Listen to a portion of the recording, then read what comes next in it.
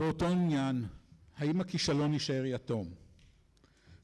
ועדת חקירה ונשיאה באחריות, זו הכותרת של הפאנל הראשון שלנו להיום. אני מתכבד להזמין את רב ניצב בדימוס שלמה אהרונישקי. שלמה? היה פה, פה. מפכ"ל המשטרה לשעבר, חבר ועדת החקירה האזרחית לאירועי טבח ה-7 באוקטובר, שסיימה את עבודתה ופרסמה את מסקנותיה השבוע. מר עובד יחזקאל, מזכיר הממשלה לשעבר ויושב ראש המרכז האקדמי לוינסקי וינגייט. ראיתי אותו קודם. דוקטור אביגדור דורי קרלסבד, יושב ראש מרכז רובינשטיין לאתגרים חוקתיים, אוניברסיטת רייכמן,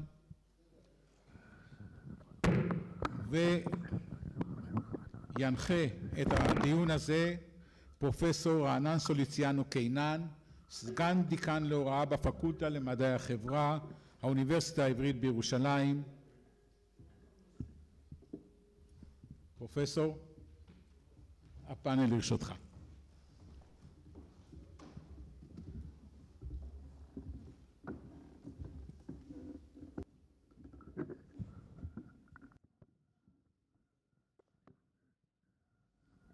טוב, שלום לכולם, שלום לחברי הפאנל.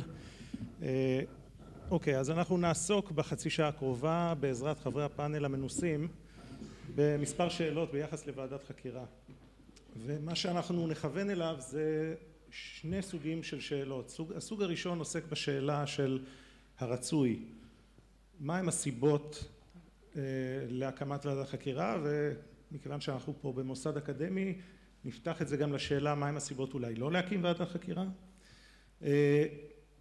והשאלות האחרות נוגעות לשאלה המעשית. מה הסיכוי שאכן תקום ועדת חקירה, ומהם התנאים שנדרשים בשביל שזה יקרה או לא יקרה. אז אני מעביר את הדיבור לחברי הפאנל. נתחיל אולי עם שלמה. בבקשה. כן, אני שואל, להתחיל בסיכוי או... כן. יש שאלות רבות לגבי ועדת חקירה, מעבר אם צריך או לא צריך, ומעבר לשאלה שלפחות היום היא זו שמובילה את ההתנגדות, מתי מקימים ועדת חקירה ממלכתית. ואני חושב שלשאלה הראשונה התשובה היא ברורה לגמרי. המדינה חייבת שתהיה לה ועדת חקירה ממלכתית. עבר עלינו אסון הגדול ביותר שהיה לעם היהודי מאז השואה, ולא יכול להיות שאסון כזה לא ייחקר כמו שצריך, לא ייבדק כמו שצריך. ומכיוון שהוא אסון גדול מאוד, ומכיוון שהוא נוגע לכל התחומים, זה לא רק הצבא ולא רק ראש הממשלה, זה משרדי ממשלה, זה כמעט כל דבר. טענתי שהוא צריך להקים אותו כבר עכשיו. הטיעון והתירוץ שבזמן מלחמה או שהתותחים יורים המוזות שקטות היא טענה לא נכונה. היא טענתו של זה שמפחד מוועדת החקירה. ואני חושב שזה מחויב המציאות, כי מה שאנחנו גילינו בוועדת החקירה האזרחית הוא מפחיד עד יותר. ואנחנו כולנו מכירים את רוב הפרטים הקטנים, אבל שבוועדה שיושבת ומחברת את כל הפרטים הקטנים, מצטרף פאזל או תמונה רחבה מאוד על כשל מוחלט של כל המערכות. אבל אני רוצה להגיד שוועדת החקירה הממלכתית שמונתה על ידי האזרחים היא בראש ובראשונה מחויבת לאזרחים שמינו אותם. לאותם אזרחים, ולדעתי כולנו, שאין להם איפה לשאול שאלות, אין להם ממי לקבל תשובות, ולא רק אלה שנפגעו, ולא רק הורי החטופים, ולא רק אלה, אלא כולנו יחד. איך קרה לנו שבשביעי לחודש התעוררנו לפשיטה של החמאס במדינת ישראל, ולכיבוש חלק מהמדינה. ולכן ראינו לעצמנו את החובה הזאת לתת מענה לאזרחים. זה לא פשוט. אנחנו מתמודדים עם הרבה מאוד שאלות, ואמרתי כבר לא פעם, לא לכל השאלות היו לנו תשובות. אגב, בסוגריים, אני לא בטוח שלוועדת החקירה הממלכתית יהיו תשובות לכל השאלות. אבל לשאלה אחת הייתה לנו תשובה מאוד ברורה, שיוקדת באלף נורות אדומות, שמי שאשם זה ראש הממשלה. הוא המנהל, הוא זה שמחליט, הוא זה שהתעלם, הוא זה שלא נתן לאנשים להתבטא, הוא זה, כמו שנאמר קודם, לא העלה את הבעיות לדיונים, והוא אחראי מעל כולם. ולצערנו הוא לא לוקח אחריות. אבל למה אני אומר שזה חשוב לעשות בזמן המלחמה בתחום הזה? כי גם היום זה מתנהל כמו מחנה צופים. אנחנו ביקרנו במסגרת העבודה שלנו בנחל עוז, איפה שלצערי התצפיתניות נהרגו, בלונאים נהרגו ואחרים. ותאמינו לי, הייתי 15 שנה בצבא, 25 שנה במשטרה, אני קצת מכיר ארגונים כאלה, שומו שמיים, איך זה היה, איך זה מתנהל ואיך זה מתנהל היום. ואנחנו עדיין במלחמה, ועדיין כאילו אנחנו בשישי לחודש. דברים לא מתנהלים, המדינה הזאת לא מנוהלת אלא מתנהלת. גופים שונים ורבים פשוט השתנו לגמרי. המל"ל שדיברו עליו, שהוא בכלל לא מבצע את תפקידו. שדיברנו עם אחד האנשים העדים, במקרה מ"פ ביחידה מיוחדת, שבגלל שהוא לא רצה להגיד את שמו, אז הוא הופיע כעד אנונימי, היו לנו עוד כמה כאלה, שהוא שאל בביצוע הפעילות הביטחון השוטף בשטח, למה הורידו תצפיות? למה הורידו סיורים בשטח? כי הוא זוכר מפעמים קודמות. אז אמרו לו את המשפט הכי מטומטם שישנו, טוב 8200 ממראה עיניים. זאת אומרת, לא צריכים אתכם.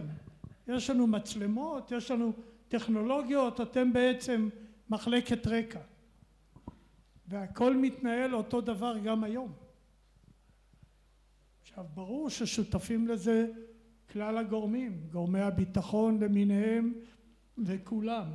לכל אחד יש את האחריות שלו. אבל בסוף אתה מצפה מאזרח שלמעלה יש מישהו שמנהל את הדברים. פעם שהיינו קטנים והיו בעיות, היינו אומרים, טוב, למעלה יש מישהו שיודע מה לעשות.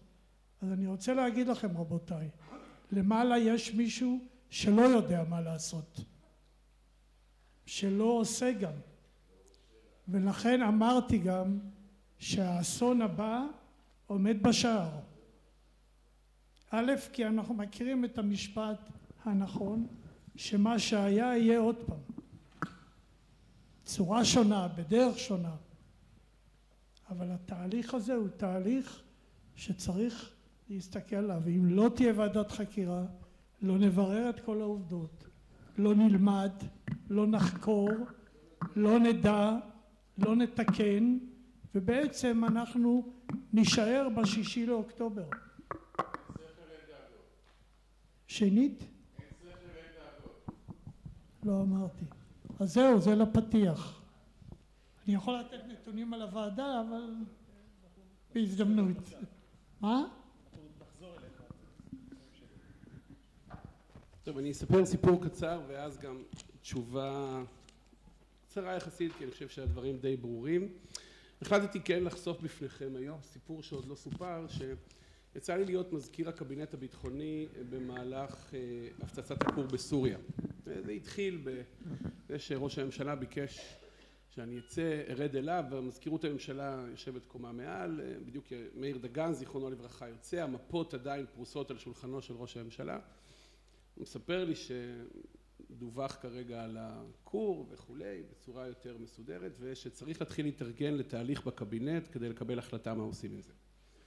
יכול לספר לכם שבמשך תקופה ארוכה מאוד, כמעט שנתיים, קיימנו 40 ישיבות של הקבינט הביטחוני, לא היו הדלפות, גם לא היו שינויי פרוטוקולים, ואפילו שרי ממשלה שלא היו חברים בקבינט לא ידעו על התכנסויות הקבינט, נקטנו בכל הפעולות הנדרשות כדי שזה לא יקרה, והיה שם דיונים שעכשיו נחשפים יותר ויותר, מחלוקות, גישת ראש הממשלה, אולמרט שפעל ודחף להשמדה, גישת שר הביטחון ברק שהתנגד וכולי.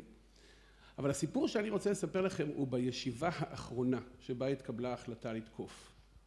בדרך כלל ישיבות קבינט ביטחוני הן ישיבות שבהם כולם מדברים, הרבה מאוד יוצאים החוצה, אוכלים, יש שם קפיטריה, כאילו דוכן עם אוכל כזה וכולי, הישיבות לא מסודרות.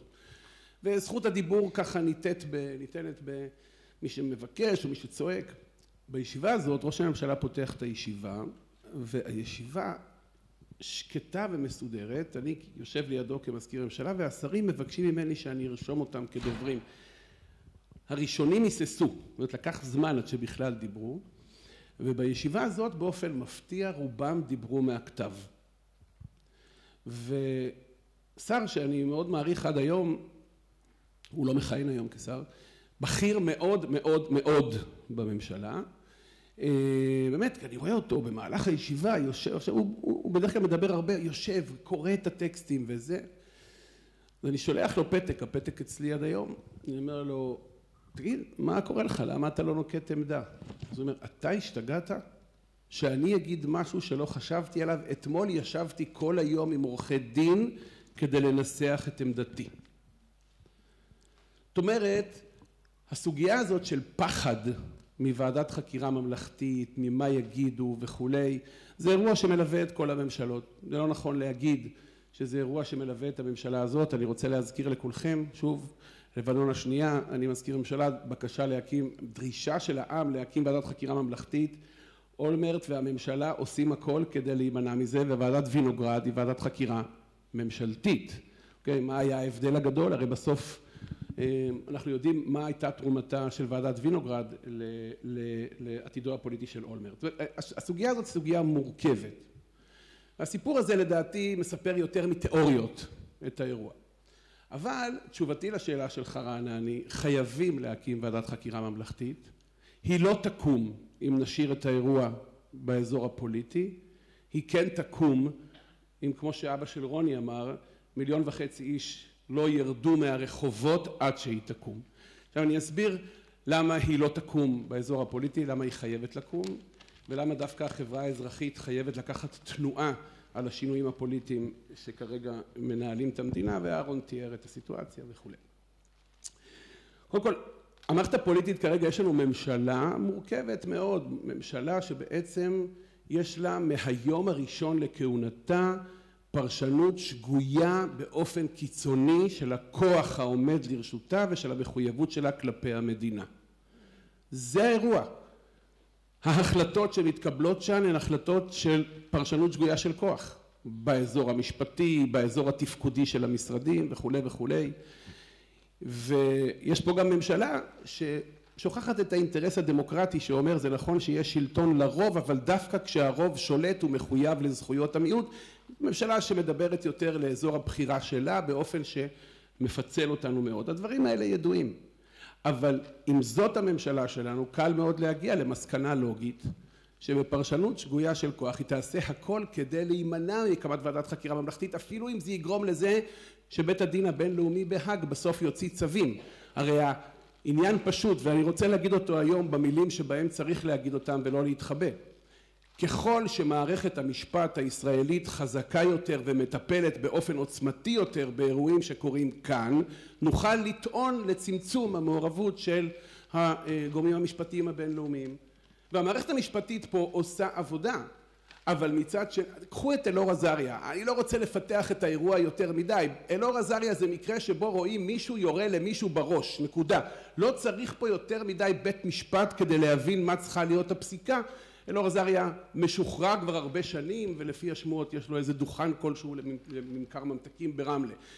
הוא טופל אבל, האירוע הפך להיות אירוע פנימי. לעומת זאת ממשלת הימין, ברגע שהמערכת המשפטית מטפלת באירועים חריגים אצלנו, היא לוקחת את זה ישר לאזור שמחליש את מערכת המשפט מסיבות שאינן קשורות רק לסוגיה של מה יקרה לערכאות המשפטיות הבינלאומיות.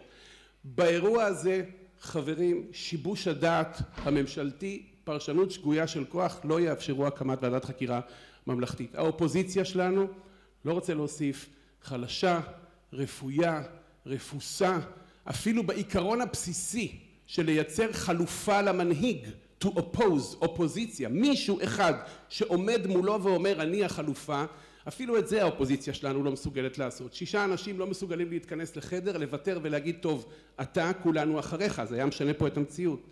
אז מי שמצפה שהאופוזיציה, מי שמשנה שהאופוזיציה תעשה פה ועדת חקירה ממלכתית טועה. אנחנו צריכים ועדת חקירה ממלכתית לא רק כדי ללמוד מה קרה. אנחנו צריכים ועדת חקירה ממלכתית כי המדינה שהייתה לנו עד 7 לאוקטובר איננה עוד ולא תהיה יותר. אנחנו צריכים ועדת חקירה ממלכתית כי אני אומר בזהירות מתבקשת. אני לא ישן ממה שאני אומר בלילה, ופה אני אגיד את זה בזהירות מתבקשת. אם אנחנו נמשיך להתנהל כמו שאנחנו מתנהלים, אני לא רואה את מדינת ישראל מתקיימת, נקודה.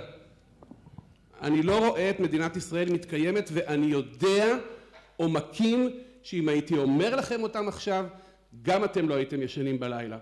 וועדת החקירה הממלכתית היא תחילת התיקון כדי לנסות לתת לעצמנו הזדמנות לבנות מחדש כאן את המדינה שתהיה בית לאומי לעם היהודי עם המיעוט הערבי באופן שיודע לקיים את עצמו בבטחה בשכונה המשוגעת שאנחנו חיים בה. הסיכוי לזה הולך ופוחת. איך זה יקרה? רק חברה אזרחית. איך החברה האזרחית צריכה לעשות את זה? אבא של רוני אמר, 1.5 מיליון איש ברחובות, מהרגע שמגיעים ועד הרגע שיש שינוי, לא עוזבים, לא משנה מה המחיר, אחרת אולי לא תהיה לנו מדינה.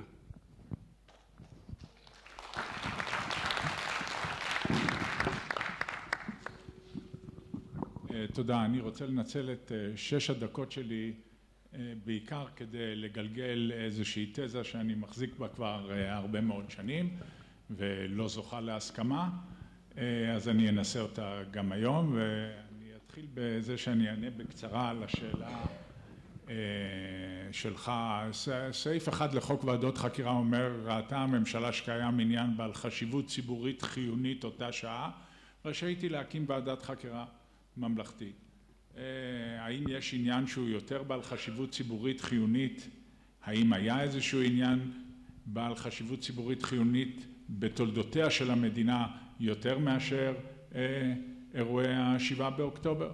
כך שברור שבנסיבות של אירוע בסדר גודל כזה, הסמכות הרשות שיש בסעיף 1 הופכת לסמכות חובה, והממשלה לא רק אמורה להקים ועדת חקירה, היא חייבת להקים ועדת חקירה.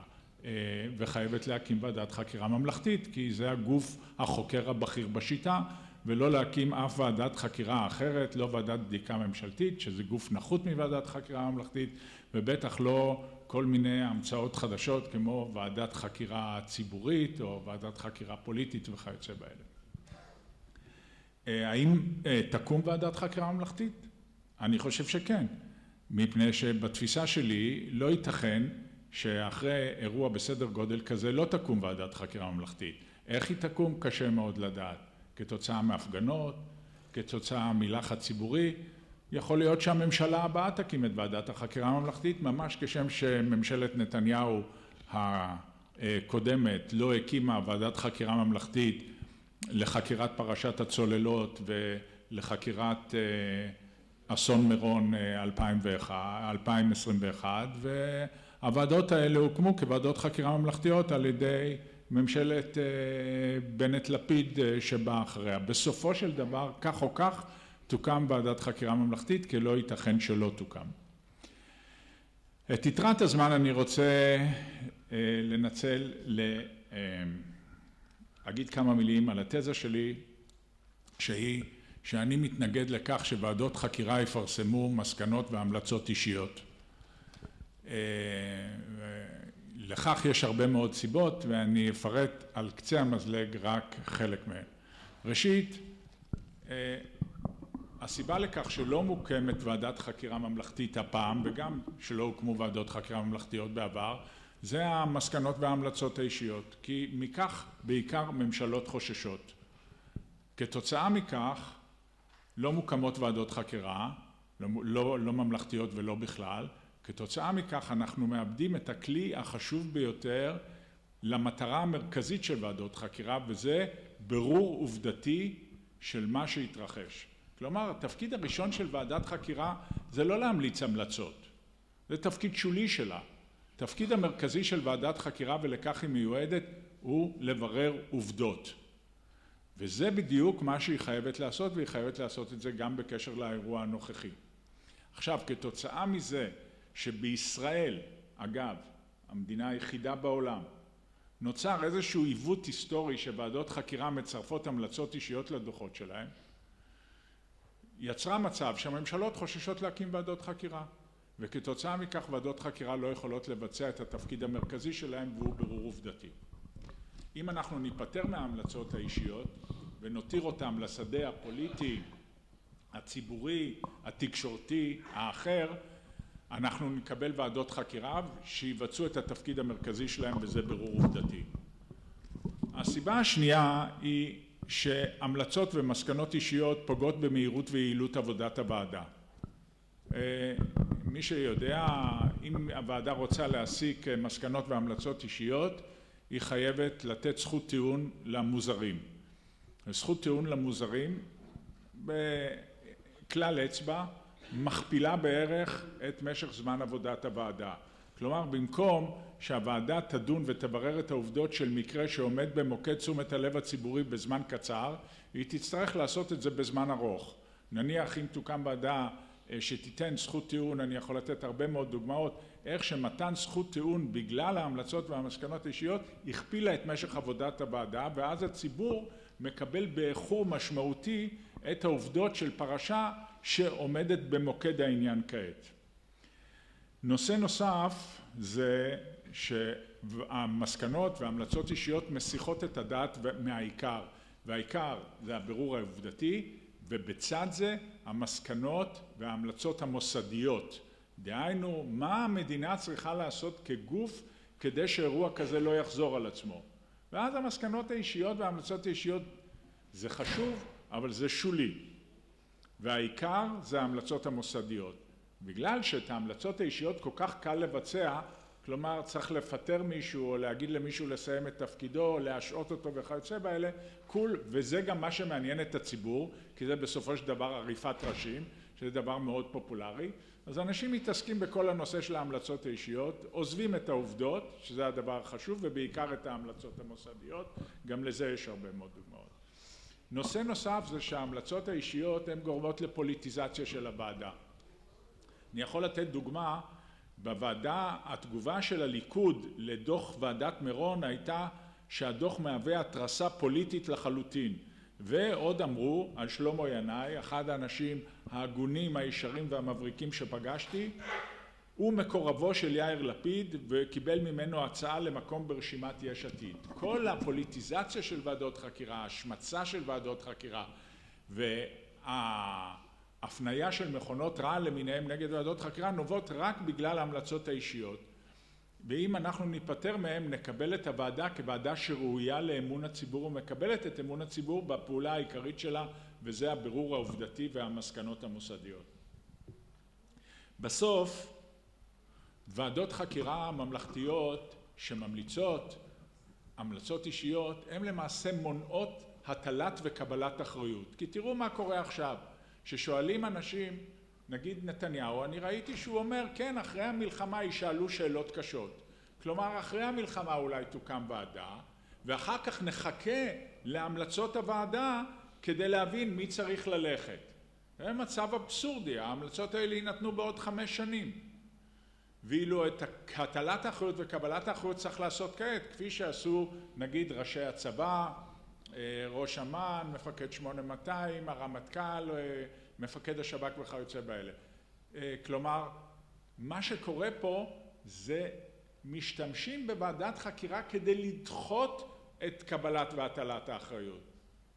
רגע, מי אמר שאני אחראי? בוא נחכה להמלצות הוועדה. צריך לחכות להמלצות הוועדה כדי לדעת מי אחראי? ויותר מזה, אנשים שהוועדה לא ממליצה לגביהם המלצות, הם משתמשים בזה בכלל כזיכוי. אומרים, הוועדה לא המליצה לגביהם המלצות, אז אני בכלל, הכל בסדר. ונקודה נוספת, זה שוועדות חקירה לא ממליצות המלצות אישיות לגבי ראשי ממשלה, בכלל, אף פעם בהיסטוריה. ועדת כהן הגיעה למסקנות קשות כנגד ראש הממשלה דאז בגין, לא המליצה לגביו המלצות.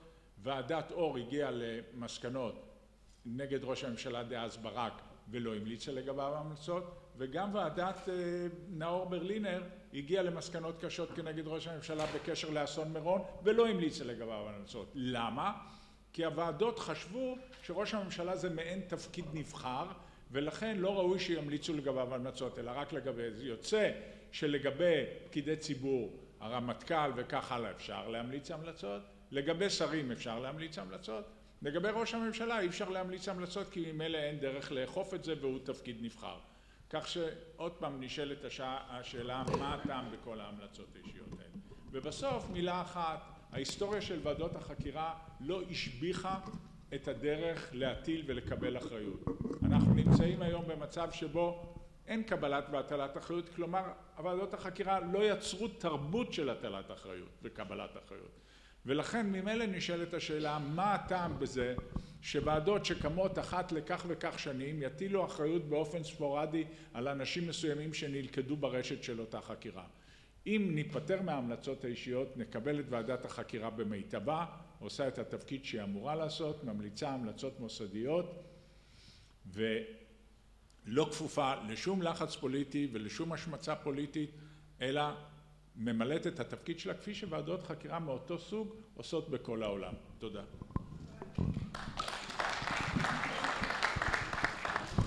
תודה רבה. אני אוסיף עוד כמה נקודות משלי מעבר לדברים שנאמרו שעם כמעט הכל אני הסכמתי. אחד זה שבנקודת מבט השוואתית, ועדות חקירה במדינות שבהן הן נהוגות, כן, זה בעיקר, זה התחיל במודל שאנחנו מכירים, זה התחיל בבריטניה ואפשר למצוא את זה בקולוניות לשעבר, ביניהם אנחנו, בהודו, באוסטרליה, בקנדה, אוקיי, דרום אפריקה וגם אצלנו ומדינות נוספות. אם נסתכל על הפוליטיקה של ועדות חקירה כאלה, ממשלות לא אוהבות ועדות חקירה, אוקיי? זה די ברור למה. אוקיי? תחשבו על מצב שבו ממשלה קרה דבר לא רצוי, כן? אפילו אסון, במשמרת שלהן, למה שהם ירצו שמישהו אחר יחקור את זה ויסיק מסקנות לגבי הפגמים שהיו? ולכן מה שאנחנו יודעים על הפוליטיקה של ועדות חקירה באופן כללי זה שממשלות בכלל לא רוצות אותן. עכשיו, אחרי שאמרתי את זה, כדאי גם להבחין בין הכלל לבין המקרה הפרטי שבפנינו. כי אם אנחנו מסתכלים על הרקורד של ישראל, וניקח את כל ועדות החקירה שמונו מאז 68, מאז חוק ועדות חקירה ממלכתי. יש לנו ועדת חקירה בממוצע, כל שנתיים, אוקיי? כמובן שזה לא מחולק כל כך שווה, אבל בממוצע כל שנתיים הייתה לנו ועדת חקירה. עכשיו, כשמסתכלים על 17 השנים שבהם נתניהו בשלטון, כמה ועדות חקירה לדעתכם היו? אז לפי החישוב הקר היינו מצפים שיהיו משהו כמו 7-8, נכון? אבל מכיוון שזה לא מתחלק לאלגנטי, אז יכול להיות שגם 4 זה סביר או 10. אז כמה היו? 0, אוקיי? זאת אומרת, יש כאן מקרה שהוא לא רגיל. זאת אומרת, ממשלות בוודאי שיש להם רתיעה ממינוי של ועדת חקירה, אבל במקרה של ראש הממשלה נתניהו, הרתיעה הזו היא מאוד מאוד קיצונית, ובמידה מסוימת אין לה אח ורע בדמוקרטיות אחרות, וכולל ישראל בשנים אחרות, שבהם נהוג המוסד הזה. ולכן אם אני מסתכל אני מסכים לחלוטין שיש את כל ההצדקות להקמת ועדת חקירה, כמו שנאמר פה על ידי כל חברי הפאנל. אני לא רואה סיכוי משמעותי שתקום ועדת חקירה תחת הממשלה הזאת, כמובן אלא אם זה יהפוך להיות הנושא שבגללו, כמו שעובד אמר קודם, 1.5 מיליון איש יצאו לרחובות ויגידו את זה אנחנו רוצים. האתגר לזה זה שיש הרבה דברים שהציבור כרגע יכול לדרוש, וזה רק אחד מהם, למרות שהוא מאוד מרכזי, זה רק אחד מהם. עכשיו עוד נקודה שחשוב, פשוט מפגש עם העובדות, מכיוון שהספינים סביב הנושא הזה הם רבים. אחת הדרכים להתמודד עם הרצון הציבורי להקים ועדת חקירה זה לטעון שאין לה אמון ציבורי, ולכן צריך לעשות משהו אחר. אז אני רק רוצה להפנות לסקרים שנעשו לאורך השנה האחרונה, וספציפית שהמכון לחירות ואחריות עשה רק בשבוע האחרון, שמראה תוצאות מדהימות בעיניי של בעצם קונסנזוס ציבורי סביב הרצון להקים ועדת חקירה. 90% מהציבור רוצה, כולל 86% מתומכי הקואליציה הנוכחית. אוקיי, רוב מדהים.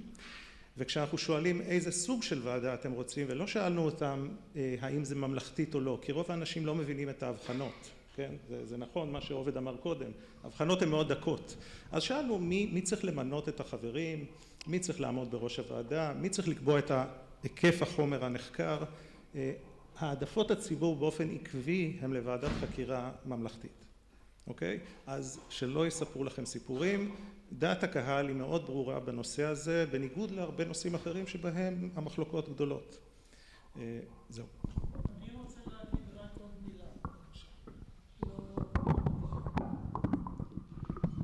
אני רוצה להגיד רק עוד מילה.